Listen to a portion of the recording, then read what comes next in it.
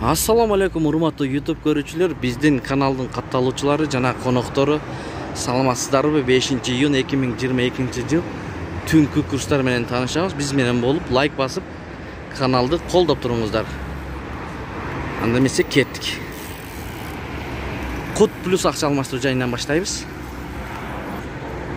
Доллардын алынышы 82.20, сатылышы 83.20. Рубль 1.242, сатылышы 1.272. Эки обменканын бирөөсү иштеп атат, партнер акча алмаштыруу жайын көрөбүз. Доллардын алынышы 82.20, сатылышы 83.20. Рубль 1.242, сатылыш 1.272.